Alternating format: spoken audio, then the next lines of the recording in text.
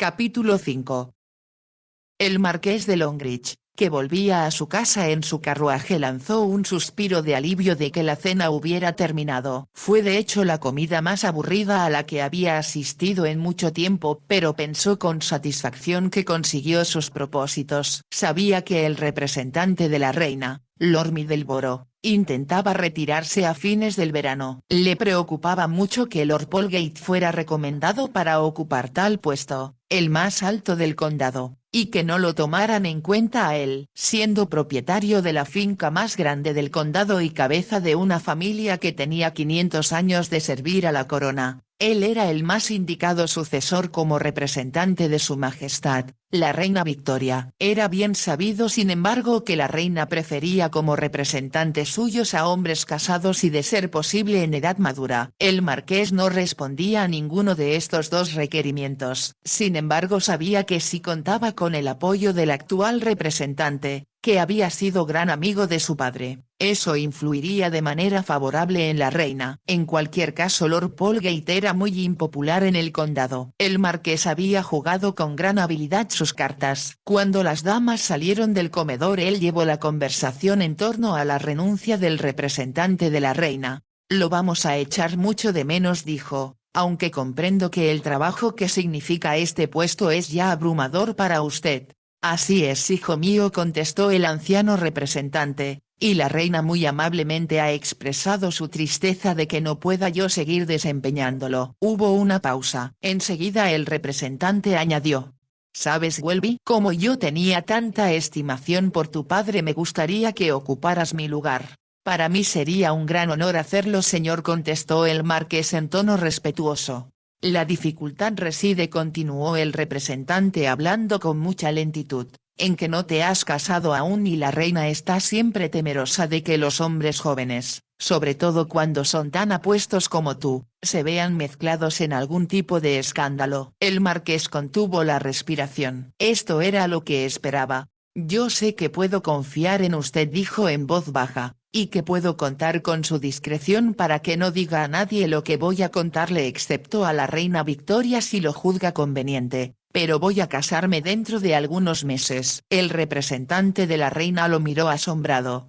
«No tenía la menor idea al respecto. Lo estamos ocultando debido a que mi futura esposa está de luto, así que comprenderá que esa es la razón de que no se mencione nada sobre el asunto». «Comprendo, querido muchacho, claro que comprendo. Esto hará las cosas mucho más fáciles. Yo me hubiera sentido muy preocupado si ese tipo endemoniado de Polegate me hubiera sucedido». «Yo también», reconoció el marqués. «Es un pillo de la peor ralea. A decir verdad cubre sus fechorías con gran astucia. Y desde luego es un hombre casado, aunque su esposa, que es una mujer sensata, no quiere tener nada que ver con él». El anciano lanzó una leve risilla que lo hizo toser antes de proseguir.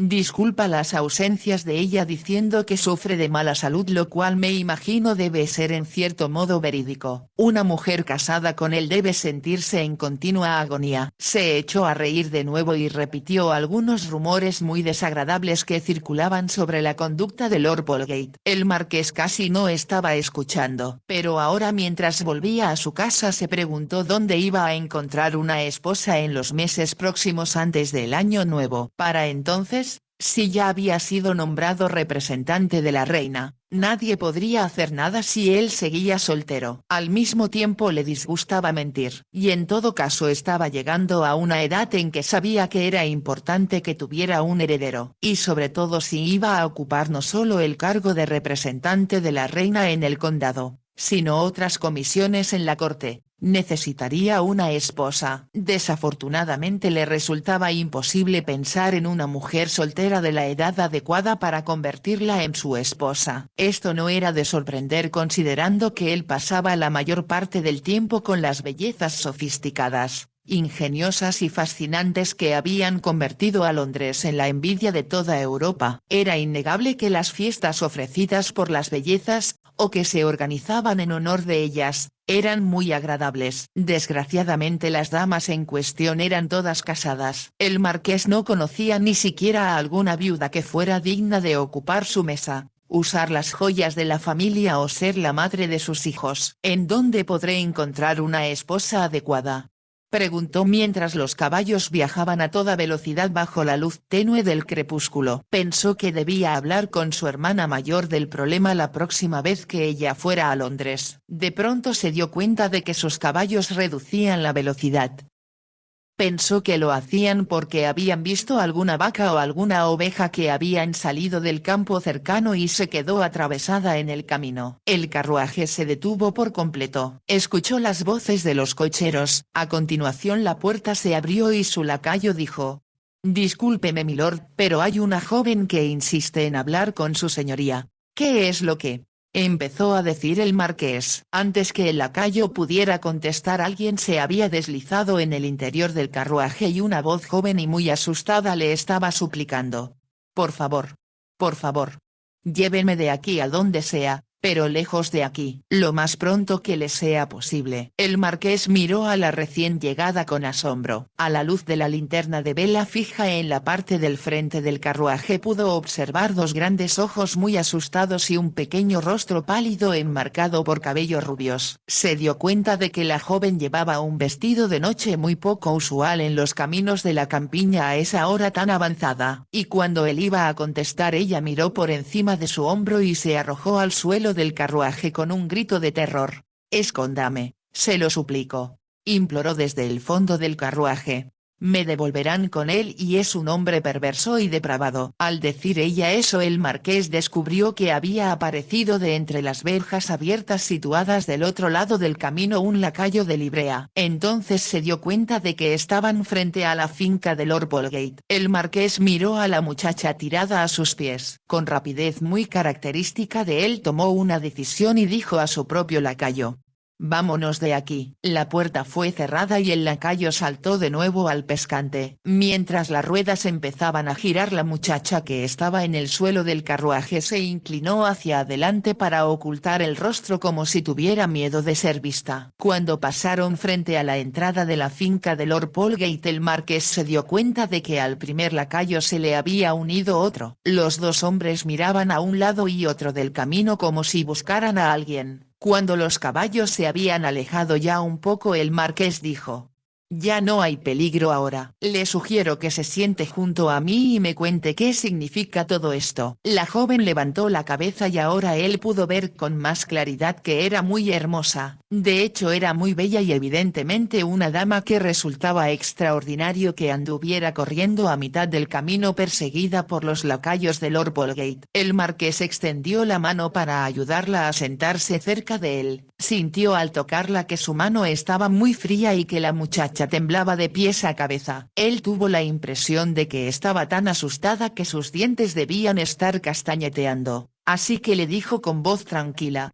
un poco seca: «Espero que me informe lo que le sucedió». Logré escapar de Lord Bolgate». Ella se estremeció un poco y respondió con una voz un poco desarticulada: «Fue horrible. Tengo mucho miedo de ese hombre odioso». «Pero estaba usted con él en su casa». «Yo pensé que íbamos a venir aquí de Londres solo a comer y volveríamos después». Como el marqués guardara silencio, ella continuó diciendo: «¿Cómo pude haber adivinado? ¿Cómo pude imaginar siquiera que él iba a comportarse de manera tan perversa? ¿Tan bochornosa? Usted debió haber tenido idea de cómo era él. Solo basta verlo para comprender que es un libertino. Yo solo lo vi por primera vez esta mañana cuando estaba muy preocupada por papá». Al hablar, Isla emitió un sonido que era casi una imploración mientras decía: «¿Qué voy a hacer? Papá está enfermo en su casa y si yo vuelvo me encontraré con él otra vez, y me es imposible soportarlo». Parecía tan aterrorizada que el marqués se sintió no solo desconcertado sino intrigado también. «¿Por qué no empieza por el principio?», preguntó él con gentileza. «Ante todo dígame usted quién es». «Me llamo Isla Kenway». Él no hizo ningún comentario y después de un momento añadió: «Mi padre es Keegan Kenway.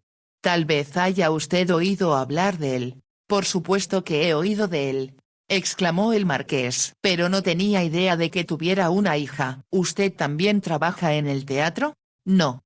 Desde luego que no». Mamá se habría escandalizado de imaginarlo siquiera. Sin embargo no me quedó otro recurso anoche. ¿Qué fue lo que hizo usted anoche? Con lentitud y no sin dificultad porque Isla estaba tan asustada que casi no podía expresarse con claridad. El marqués logró extraerle toda la historia de lo ocurrido. Era una historia increíble. Él siempre había pensado que Keegan Kenway debía ser el tipo de hombre libertino que representaba de forma tan brillante en el escenario.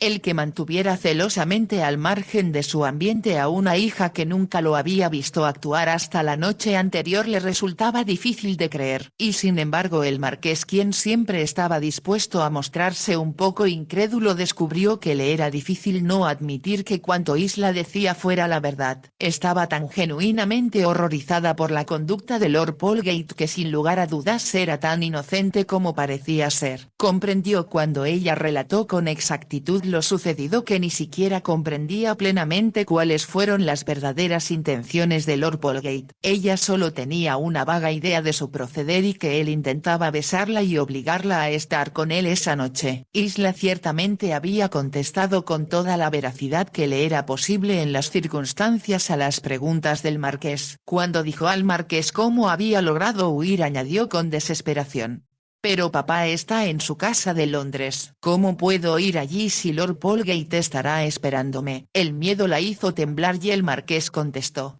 «Le sugiero que venga conmigo a mi casa y allí planearemos lo que debemos hacer». Al decir la palabra casa vio que Isla lo miraba con una interrogación en el rostro y él añadió: «Por lo tanto, si le parece poco convencional, déjeme asegurarle que mi abuela está hospedada conmigo en estos momentos. Es muy anciana y sin duda debe estar ya metida en la cama cuando lleguemos». Al ver que Isla estaba escuchando continuó diciendo: «Aún así suple a una dama de compañía. Era lo que usted me dice que esperaba encontrar cuando se fue con Lord Polegate en su carruaje. Yo sé que mamá no me habría permitido hacer siquiera eso. Se hubiera escandalizado al saber que iba yo a comer sola con un hombre, pero él insistió en que fuéramos al campo y pensé que como él es tan anciano eso no importaría». El marqués sonrió para sí pensando que esa descripción no habría complacido nada a Lord Polegate. En voz alta se limitó a decir: «No veo otra alternativa para esta noche excepto que se hospede en mi casa de Parque Longridge». «Es muy generoso de su parte», murmuró Isla, «y se lo agradezco mucho. Sin embargo mañana, si usted pudiera ayudarme, quisiera volver a Londres». Se hizo el silencio. Segundos después ella dijo en el mismo tono asustado que había usado al principio: «¿Usted considera que Lord Polegate irá a mi casa a buscarme?» «Me imagino», contestó el marqués, «que si sus sirvientes no la encontraron tendida en una zanja, ese es el primer lugar donde la buscará. Entonces, ¿qué podré hacer? Ya se me ocurrirá algo. Mientras tanto debe ser valerosa y a menos que desee que empiecen a correr rumores que la perjudiquen, sería mejor que dijera lo menos posible frente a los sirvientes». Isla contuvo la respiración y a él le pareció que cuadraba los hombros antes de contestar: «Sí. Desde luego. Y siento mucho que me haya mostrado un tanto histérica». El marqués pensó que tenía suficientes motivos para mostrarse así después de lo que le había ocurrido. Había oído antes comentarios acerca de la inclinación de Polegate por las muchachas muy jóvenes y entre los sirvientes se rumoraba que las vestía con mucha elegancia para su placer. Cuanto sucedía en el condado, como el marqués era consciente, era llevado por el viento de casa en casa, de puerta en puerta. Si Polegate pensaba que su conducta, en ausencia de su esposa, pasaba inadvertida, estaba muy equivocado. A medida que avanzaban, el marqués observaba disimuladamente a Isla desde su rincón del carruaje. Juzgó que en realidad, considerando por lo que había pasado, la muchacha demostraba un excepcional dominio de sí misma. La mayoría de las mujeres, estaba seguro, estarían alaraqueando y llorando a mares a consecuencia del susto. Una vez que él le recordó que debía mostrarse valerosa y reservada frente a los sirvientes, ella había unido los dedos y levantado la barbilla de una manera que a él le pareció admirable. Sabía que estaba preocupada pensando en cómo podría llegar hasta su padre sin tener que encararse al dueño de la casa. El problema, pensó el marqués, era ciertamente difícil y él no podía por el momento pensar en ninguna solución. Intentaría buscarla, no solo para salvar a aquella muchacha desventurada, sino también porque detestaba a Lord Polgate, desde que había heredado el título y la propiedad de su padre, que era un hombre demasiado bonachón para reñir con nadie. El marqués había decidido que Polgate, cuya propiedad colindaba con la suya, era un vecino indeseable. Era muy rico y pretendía hacerse importante en el condado, donde los grupos de ciudadanos aceptaban sus donativos simplemente porque necesitaban el dinero. Al mismo tiempo casi toda la gente mantenía a Lord Polgate a distancia y reía a sus espaldas de sus ambiciones de ser más importante de lo que era. En lo que al marqués se refería, sus dificultades con él se limitaban a las fricciones existentes entre los guardabosques de Lord Polgate y los suyos acerca de cuáles eran los linderos exactos entre las dos propiedades. Existía además el celo de un hombre ya entrado en años por uno más joven y de mayor rango social. El marqués de hecho trató de borrar a Lord Polgate de su mente desde hacía tiempo.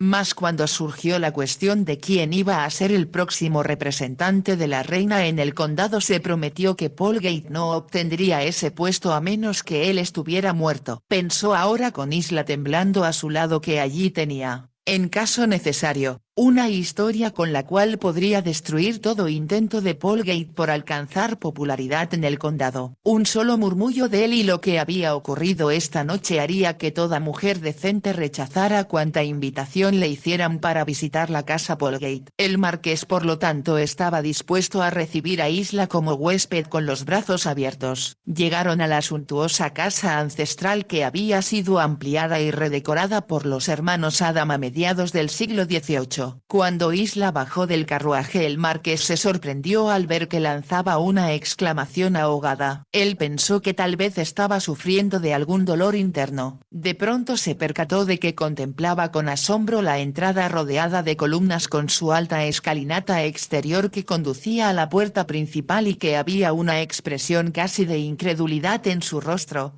«¿Qué le sucede?», preguntó. «Su casa es magnífica, el tipo exacto de casa que yo siempre había anhelado conocer». El marqués se sorprendió de su reacción, no por extraordinaria, sino porque no pensaba que ella pudiera reaccionar de ese modo en un momento crucial para ella. Comprendió cuando Isla entró en el vestíbulo que miraba todo a su alrededor con visible admiración. El marqués la condujo a la sala muy atractiva que daba al vestíbulo. Las velas de los candelabros se mantenían encendidas y de nuevo vio a Isla mirar a su alrededor apreciando todo. «¿Qué le gustaría beber?», preguntó. «Tal vez le haría bien tomar una copa de champaña». «No, por favor. Champaña no». Él dedujo, aunque ella no lo explicó, que estaba pensando en la champaña que había bebido con Lord Polgate.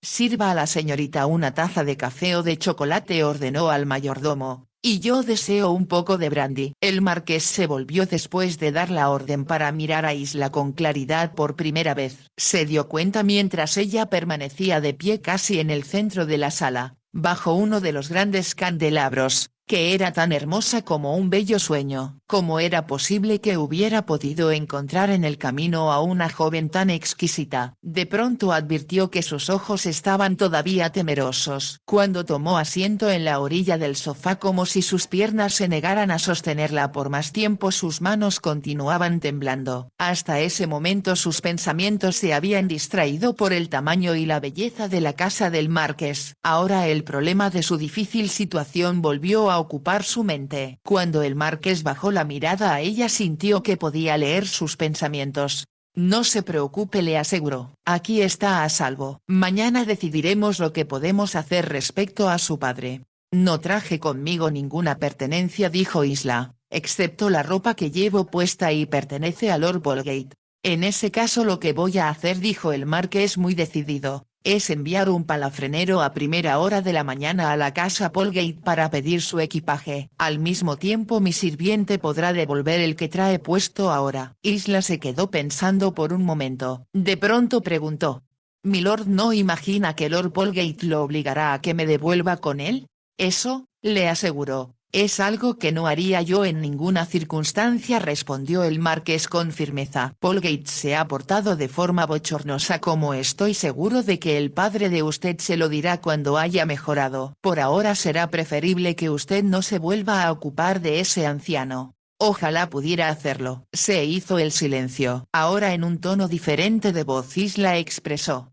Debo confesarle que no tengo dinero para pagar mi pasaje a Londres. El marqués sonrió. No estaba pensando mandarla en una diligencia, ni espero retribución alguna por el hospedaje de esta noche. Había una nota risueña en su voz. Isla le sonrió como si hubiera sido muy torpe. Enseguida dijo. No quería decir eso exactamente. Es solo que me siento tan impotente. Comprendo ahora que fue un error de mi parte haber permitido que Lord Polgate me llevara en su carruaje. Sin embargo me pareció descortés negarme a hacerlo. Eso es algo que tendrá que aprender para el futuro, repuso el marqués con cierta sequedad. Estaba pensando en la belleza de Isla, en su aspecto inocente y patético que sin duda debía hacer que todo hombre que la conociera se sintiera impulsado a ayudarla. Voy a decirle lo que haré, comentó un poco más tarde cuando Isla estaba bebiendo el chocolate caliente que el cocinero del marqués le había preparado. Levantó la mirada hacia él a la expectativa y el marqués dijo.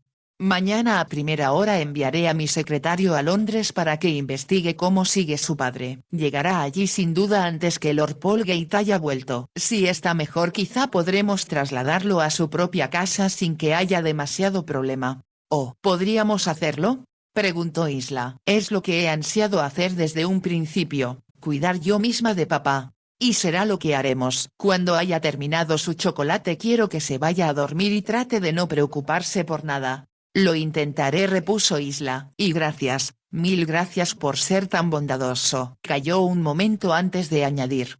¿Qué habría pasado si su señoría no aparece en ese camino y ellos vuelven a apoderarse de mí? Pero eso no sucedió, le contestó el marqués. Le prometo, bajo mi palabra de honor, que yo la protegeré de Lord Polgate. Los ojos de la bella joven se iluminaron por un momento. El marqués pensó que nunca en su vida había conocido a una mujer de rostro tan expresivo como el de Isla. Al mismo tiempo era tan hermosa que cuando la observaba pensaba que debía estar soñando. La escoltó a través del vestíbulo y la acompañó al subir por una magnífica escalera hacia donde una doncella estaba esperando para conducirla a un dormitorio. La doncella era una anciana que había estado en la mansión desde que el marqués era un niño. Deseo que cuides de la señorita Kenway, Edith, indicó el marqués. Su ropa desafortunadamente se ha perdido, pero estoy seguro de que tú encontrarás la solución al respecto. Déjelo en mis manos, señorito Well.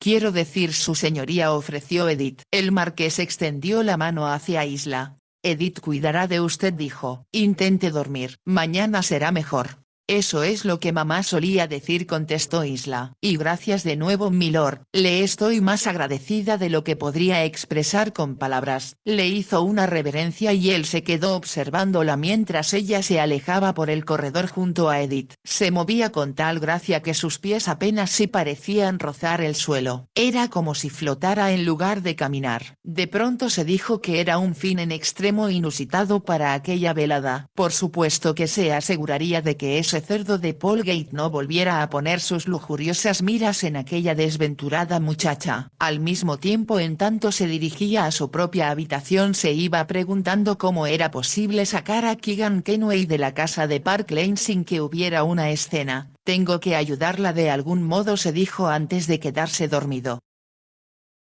Para sorpresa de Isla, se despertó más tarde que nunca. Le llevó mucho tiempo conciliar el sueño. Primero pronunció una larga oración de gratitud porque logró escapar de Lord Polgate. Agradeció a Dios que el marqués hubiera aparecido como un caballero de brillante armadura para salvarla justo en el momento adecuado. Trató de no recordar que si su padre no podía trabajar carecerían de ingresos para cubrir sus muchos gastos y que quedaba muy poco del dinero que obtuvieran en la función de beneficio. Todo lo que importaba por el momento, sin embargo, era que ella había conseguido escapar de Lord Polgate. La habitación en la cual estaba durmiendo era muy silenciosa y nadie la había perturbado. ¿Qué hora es?, preguntó cuando Edith le trajo el desayuno. Son casi las 10, señorita. ¿Cómo es posible que haya dormido hasta tan tarde?, murmuró Isla. Supongo que estaba demasiado cansada, señorita, repuso Edith con simpatía. Es mejor que no se haya levantado antes. Todas sus pertenencias acaban de llegar de la casa Polgate. Por instrucciones de su señoría les devolví el vestido blanco que traía usted puesto. Muchas gracias. Ella no quería volver a ponerse ese vestido jamás en su vida. Esperaba que Edith hubiera devuelto también las ligas color de rosa y las medias de seda. No quería pensar en esas cosas. Si estaban aún allí las echaría al cesto de la basura. Fue una hora más tarde cuando, una vez vestida con su propia ropa, Isla bajó. Un lacayo le informó que el marqués estaba en la biblioteca y la condujo hacia ella. Isla abrió la puerta con cierta timidez y vio que el marqués estaba sentado en su escritorio bajo la luz del sol. Se incorporó al verla entrar y observó al hacerlo que Isla se veía aún más hermosa a la luz del día de lo que él recordaba. Al despertar había pensado que todo el episodio debió ser solo un sueño. Ahora confirmó que Isla era muy real y diferente a cuanta mujer conociera antes. Todo sobre ella le parecía increíble. ¿Cómo podía ser realmente la hija de un actor de teatro de variedades, por talentoso que fuera? Al mismo tiempo no solo parecía y actuaba como una dama, sino que se mostraba tan inocente que llegó a suponer que debía estar fingiendo que no sabía nada de las cosas sórdidas del mundo. Cuando Isla entró en la habitación, el marqués dedujo sin embargo que ninguna actriz podía ser lo bastante hábil como para representar a una muchacha que parecía tan tímida y al mismo tiempo fascinada por todo cuanto veía a su alrededor. Estuve admirando los cuadros de su señoría mientras bajaba por la escalera, comentó Isla, y sé que a mamá le habría encantado verlos en su ambiente adecuado. ¿Qué quiere decir con eso? He visto cuadros, como los que Milord tiene aquí, en las galerías y los museos, explicó Isla, pero en su ambiente adecuado son mucho más impresionantes. Me complace que le gusten, repuso el marqués. Ahora tome asiento, Isla. Tengo algo que comunicarle. Ella obedeció. Sus ojos estaban llenos de temor cuando preguntó: ¿Ha tenido noticias de Lord Polgate? Como puede fácilmente suponer, me escribió una carta muy agresiva. En ella hace notar que si usted prefiere mi compañía a la suya, debe recordar que él está cuidando de su padre y que si éste es movido precipitadamente sin el cuidado debido de la casa de Park Lane donde se encuentra ahora, podría provocar su muerte. Isla lanzó una leve exclamación. ¿Cómo puede escribir cosas así? Me imagino que debe haber estado furioso cuando escribió la carta, contestó el marqués, y estoy seguro de que no arrojará realmente al padre de usted a la calle sin tomar las precauciones que su estado requiera. Debo regresar al lado de papá ahora mismo. ¿Y cómo se librará de Lord Polgate? Isla se puso muy pálida pero se atrevió a preguntar. ¿Cree usted que podría abusar de mí estando en Londres? La expresión de sus ojos era muy conmovedora. El marqués se acercó un poco más a ella y le dijo: le prometí que él no le haría ningún daño y esa promesa sigue en pie. Y ahora tengo una sugerencia que hacer. ¿Cuál es? Escuché con mucha atención. Isla obedeció. Sus ojos estaban clavados en el rostro del marqués cuando éste empezó a decirle: estoy seguro de que no desea, después de lo que sucedió ayer, que su padre siga aceptando la hospitalidad de Lord Polgate. Por lo tanto prefiere que lo saquemos de donde está en estos momentos. Eso es lo que más deseo. Pero tengo miedo de... Se detuvo porque no podía poner en palabras el temor que sentía de que si trasladaba a Kenway a su casa, Lord Polgate lo siguiera hasta allí. Entonces no habría nadie que la protegiera de él. Lo que pretendo sugerirle, continuó el marqués, es que llevemos a su padre a mi casa que, por fortuna, está también en Park Lane, no muy lejos de donde está ahora. Puede quedarse con su padre y yo haré arreglos para que alguien, tal vez una de mis parientes de edad madura, la acompañe como dama de compañía. Isla unió las manos. ¿Será posible? ¿Cómo puede ser tan bondadoso? Tan increíblemente bondadoso. Había una insinuación de lágrimas en su voz. El marqués recordó que ella no había llorado la noche anterior, pero ahora la bondad de él había conmovido su corazón. Lo que ya he hecho, informó el marqués, es enviar a mi secretario muy temprano esta mañana hasta Londres para preguntar cómo está el padre de usted y también para hablar con Sir Martin Simpson sobre su estado real de salud. Se detuvo un momento y continuó. Él debe estar de vuelta a la hora del almuerzo. Entonces podremos decidir si debemos sacarlo de ahí o si representa algún peligro para su padre hacer eso. Isla lo miró y con mucha lentitud dos grandes lágrimas rodaron por sus mejillas mientras expresaba: nunca imaginé que alguien podía ser tan maravilloso conmigo y con papá. Si usted llora por eso, contestó el marqués, voy a pensar que la estoy haciendo sentir desventurada. Me siento tan feliz que deseo repetir una y otra vez: gracias, gracias, gracias. Él sonrió y cuando ella buscó un pañuelo y no pudo encontrarlo, él le ofreció uno de tela muy delgada bordado con su escudo de armas. Se enjugó las lágrimas de las mejillas y dijo: tal vez papá se halle mejor esta mañana. Así podrá él mismo darle las gracias también. Estoy seguro de que pronto lo escucharemos cantar de nuevo Carlitos Champaña con todo el público haciéndole coro, comentó el marqués. Isla sonrió y él continuó diciendo: lo que sugiero que hagamos ahora es pedir a Edith que le consiga un traje de montar mientras yo ordeno los caballos. Vio cómo se iluminaba el rostro de Isla. ¿Será posible? ¿Puedo cabalgar con su señoría? Tan pronto como esté usted dispuesta. La joven lanzó un leve grito de emoción y sin decir más corrió hacia la puerta. Al abrirla se volvió para mirarlo y le sonrió. De pronto, aunque casi no pudo creer que fuera verdad, el marqués sintió un vuelco desconocido en su corazón.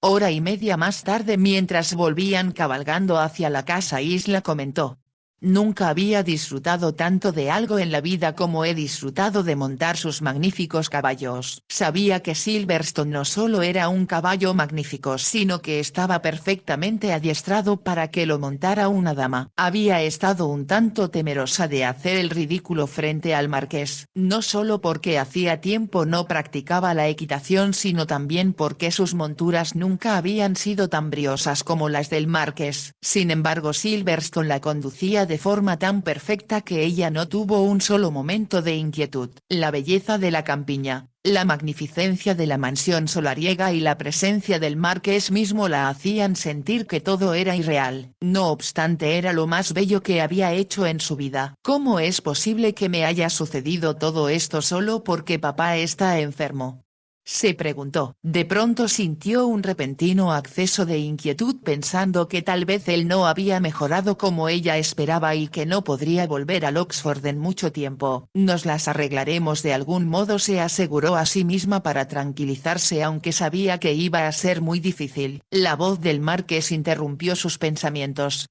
No debe preocuparse. ¿Cómo sabe que lo estoy? Sus ojos son muy expresivos. Y yo deseo que usted se sienta feliz. Soy feliz, tanto así que no hay palabras con las cuales pueda expresar lo que siento. Yo también disfruté mucho de nuestra cabalgata, y si tenemos que ir a Londres esta tarde o mañana, la llevaré en mi calesín con el tiro de caballos más fino que poseo. No había necesidad de que Isla le dijera cuánto iba a disfrutar de esa experiencia. Lo podía leer con claridad en sus ojos. Volvieron a la casa. Isla se quitó el traje de montar que le habían prestado y se puso su propio vestido para bajar a almorzar. Se enteró poco después que la abuela del marqués no se sentía lo bastante bien como para almorzar con ellos, pero envió un mensaje diciendo que le gustaría saludar a Isla a la hora del té después de su descanso vespertino. No me gustaría incomodarla, dijo Isla. Ella está ansiosa por conocerla, contestó el marqués. Supongo que con frecuencia la vida en el campo le resulta demasiado monótona. ¿Vive con su señoría siempre? No, tiene una casa como a 15 kilómetros de aquí dentro de la propia finca, pero por el momento estoy haciendo algunas mejoras en ella y no quise que la molestara el ruido que los trabajadores producen casi siempre. Me doy cuenta de que milord no solo es bondadoso sino muy considerado. Mamá siempre decía que los hombres bondadosos como papá eran muy difíciles de encontrar. Gracias por el cumplido. Sonrió el marqués. Isla sintió que había sido muy atrevida y se ruborizó, mas no tenía idea de que el rubor aumentaba su belleza. El marqués pensó por centésima vez que Isla tenía una belleza única. Terminaron de almorzar y se dirigieron a la biblioteca porque la joven quería ver los libros.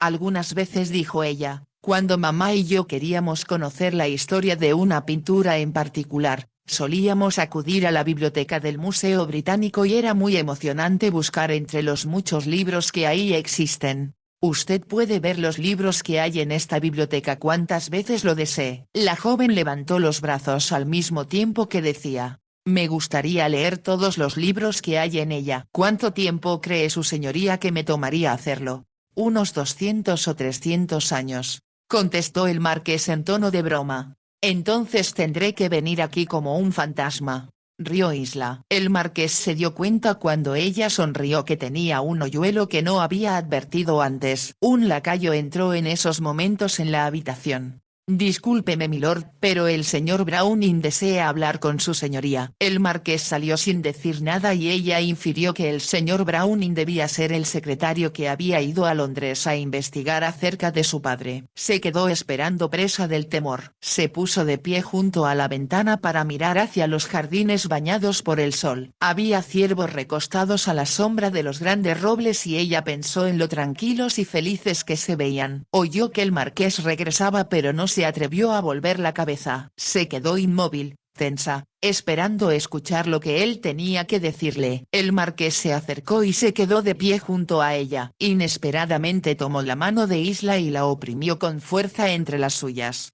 Tiene que ser valerosa, Isla le expresó en voz baja. Levantó la mirada hacia él y vio la respuesta en su rostro. Lanzó una leve queja antes que el marqués pudiera decir en tono muy suave: su padre ha muerto.